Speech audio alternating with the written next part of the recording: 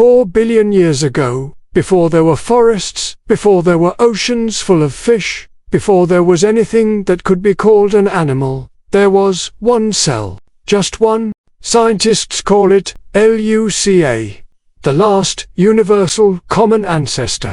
Not the first life, but the last point where every living thing on Earth was still the same thing. One cell, floating in a world with no witnesses, no name for itself, no idea what it would become. From that single point, everything split. One branch became bacteria. One branch became the fungi beneath your feet. One branch became whales, and roses, and Mozart, and the person reading this sentence right now. You share a common ancestor with the tree outside your window. You share it with the coral reefs, with the mold in the fridge, with every animal that has ever lived or died. Somewhere back through billions of years, every one of those lines converges into a single, humble cell that had no idea it was starting all of this. The Stoics believed that everything in nature is connected by a single rational order. The Logos.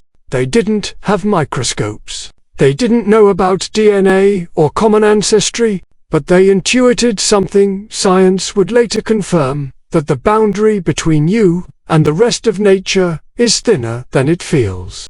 Marcus Aurelius wrote that all things are woven together and the common bond is sacred. He was writing about the cosmos as a whole. He could just as easily have been writing about a family tree that includes every living thing on the planet.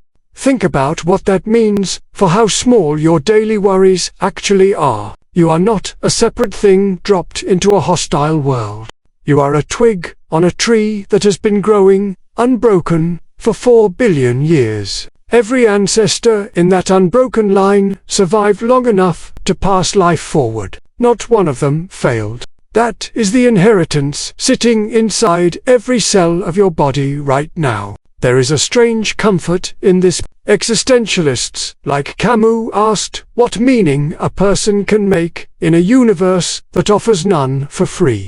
LUCA offers a kind of answer, even if it's not the one Camus was looking for. The meaning isn't handed down from outside. It's written into the fact that you exist at all, improbably, against the odds, at the end of an unbroken chain that never once broke.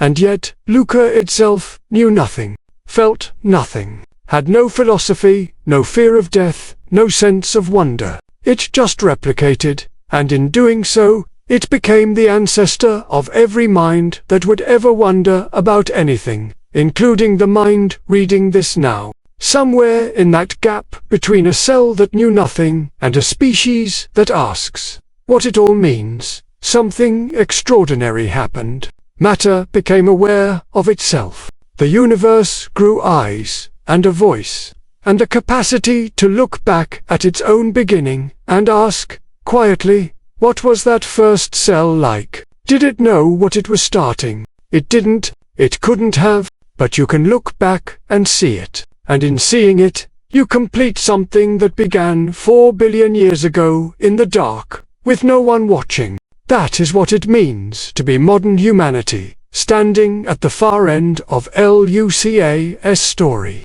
Not separate from nature, not above it, just the part of it that finally learned how to ask,